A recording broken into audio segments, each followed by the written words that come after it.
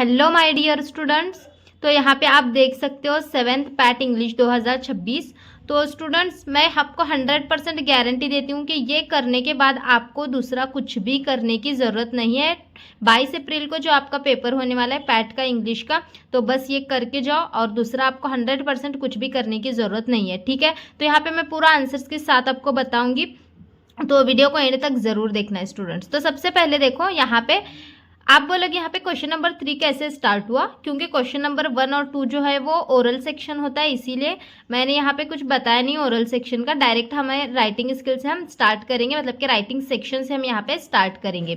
तो writing section में सबसे पहले यहाँ पे क्वेश्चन नंबर 3 से स्टार्ट होगा राइटिंग सेक्शन, क्योंकि 1 और 2 ओरल का होता है। तो यहाँ पे क्वेश्चन नंबर 3 देखो students, read the given passage carefully and do the activities. 5 marks के लिए है, ये वाला पैराग्राफ रीड करना है और एक्टिविटीज को जो है वो सॉल्व करना है। तो यहाँ पे ये पैराग्राफ दिया गया है, कम बेबी वेकअप वाला, टेक्स्ट बुक में है वो।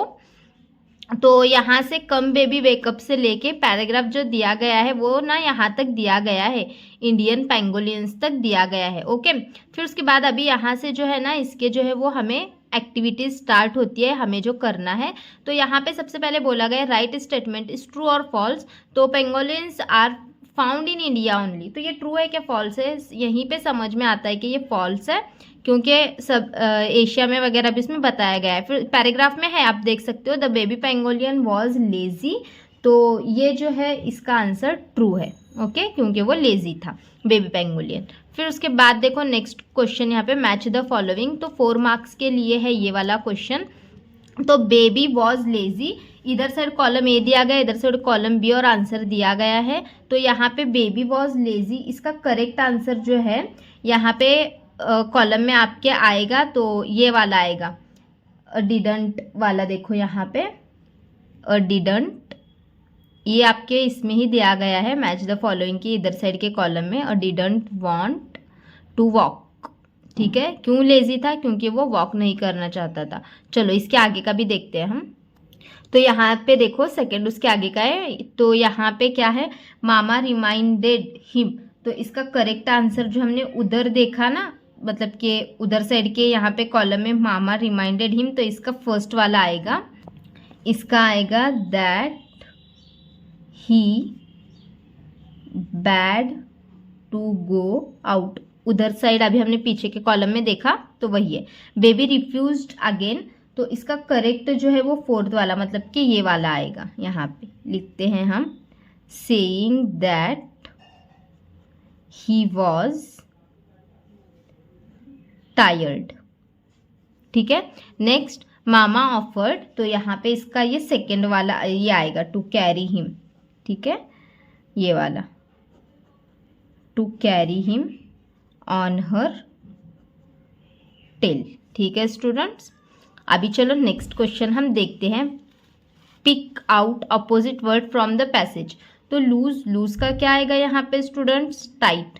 नैरो का क्या आएगा यहाँ पे, वाइड। नैरो मतलब बारीक। फिर शॉर्ट का क्या आएगा, सबको पता होगा लॉन्ग। और उसके बाद पुल का क्या होता है, पुश।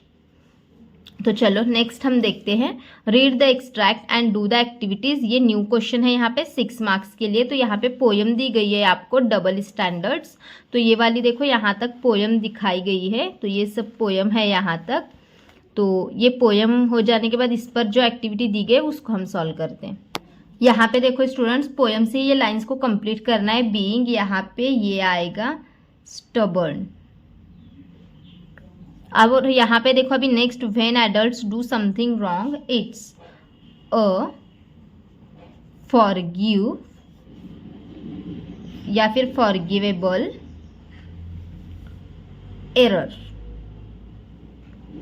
पोएम से ही कंप्लीट करना है। उसके बाद देखो यहाँ पे next, choose an appropriate theme और मैसेज फ्रॉम द अल्टरनेटिव्स। यहाँ पे अल्टरनेटिव्स 4 दिए गए हैं आपको। देखो ये ए वाला दिया गया है, ये बी वाला दिया गया है, ये सी वाला दिया गया है और ये डी वाला दिया गया है। चारों में से जो करेक्ट आएगा उसको यहाँ पे फिल करना है, यहाँ पे लिखना है। तो करेक्ट अल्टरनेटिव इसका जो है यहाँ पे करेक्ट अल्टरनेटिव जो है वो कौन सा है students, correct alternative is B, ठीक है, इतना लिख के यहाँ पे ये जो बी वाला है ना सेंटेंस, इसको पूरा यहाँ कंप्लीट करो। ठीक है, ये समझ गए आप। चलो अभी नीचे चलते हैं हम यहाँ पे, तो उसी का सी है ये, right 2 pairs of rhyming words. तो राइमिंग वर्ड्स यहाँ पे पोयम में है लेजी और क्रेजी, इस तरीके से एक पेयर है, और दूसरी पेयर जो है ऐसे भी है, लेट, गेट। ओके, ये हो गया। चलो अभी नेक्स्ट क्वेश्चन नंबर 5 पे चलते हैं। तो यहाँ पे देखो बच्चों, तो यहाँ पे read each headline and it's source and right whether it's reliable और अनरिलेबल। तो यहाँ पे रिलेबल है या अनरिलेबल है, इतना ही लिखना है। तो यहाँ पे देखो मैं लिखती हूँ, ये रिलेबल के लिए देखो, ये फर्स्ट वाला जो क्या है, ये रिलेबल है। तो यहाँ पे देखो इस तरीके से लिखेंगे हम, रिलेबल। ओके, सेकेंड वाला जो है वो अनरिलेबल है। ओके, तो यहाँ पे क्या लिखेंगे हम, अनरिलेबल। तो ऐसे ही आपको करना है। फिर यहाँ पे देखो ये वाला रिलेबल है, ये अनरिलेबल है, एक रिलेबल एक अनरिलेबल ऐसा दिया गया है। फिर ये रिलेबल है और ये वाला जो है वो अनरिलेबल है। ओके, तो मैंने यहाँ पे शॉर्ट में लिखा है, आप पूरा इसको लिख सकते हो, मतलब पूरा ही लिखना है आपको। उसके बाद देखो next question number 6, do as directed, change the following sentence as per instruction. Grammar है दे आर सिंगिंग, यहाँ पे इसको जो है वो पास्ट प्रोग्रेसिव टेंस में कन्वर्ट करना है, तो इसका करेक्ट आंसर आएगा दे वेर सिंगिंग। ओके, चलो नेक्स्ट क्वेश्चन। यहाँ पे देखो ये नेक्स्ट सेकेंड उसका, I had eaten a mango, change the sentence into present perfect tense. Present perfect tense में क्या आएगा, I have eaten a mango. ठीक है, अब नेक्स्ट यहाँ पे बी दिया गया, identify subject and predicate from the given sentences. तो यहाँ पे I have closed the window, तो यहाँ पे सब्जेक्ट जो है वो इसमें आएगा आई, और प्रीडिक्ट इसका जो है वो आएगा हैव क्लोज्ड द विंडो। ठीक है, चलो नेक्स्ट यहाँ पे देखते हैं, identify the underline verbs in the following sentences, transitive और इनट्रांजिटिव। ओके, तो यहाँ पे इसका जो है सबसे पहले यहाँ पे गो टू यूर प्लेस, तो ये इनट्रांजिटिव है, और ये जो है क्या है, ट्रांजिटिव है। सेकेंड वाला जो क्या है, ट्रांजिटिव है। ठीक है, चलो अभी नेक्स्ट क्वेश्चन पे चलते हैं हम यहाँ पे। तो यहाँ पे देखो आइडेंटिफाई बोला गया है, तो देखो यहाँ पे ये आइडेंटिफाई अंडरलाइन वर्ब्स, ये वाला identify the underline object and direct and indirect in the following sentences. तो यहाँ पे एक क्वेश्चन आपको दिया गया है, Raghav give me a pencil. तो यहाँ पे डायरेक्ट जो है वो क्या है, डायरेक्ट ऑब्जेक्ट अ पेंसिल है, और उसके बाद अगर हम इनडायरेक्ट ऑब्जेक्ट देखेंगे तो मी है। ठीक है स्टूडेंट्स, इस तरीके से मैंने क्वेश्चन नंबर 6 तक आपको बता दिया है। क्वेश्चन नंबर 7, 8, 9 एंड 10 ये नेक्स्ट वीडियो में आएगा पार्ट 2 में। तो स्टूडेंट्स जल्दी से पार्ट 2 चाहिए तो कमेंट करो, अभी थोड़ी देर के बाद आपको मिल जाएगा। ठीक है स्टूडेंट्स, बाय बाय।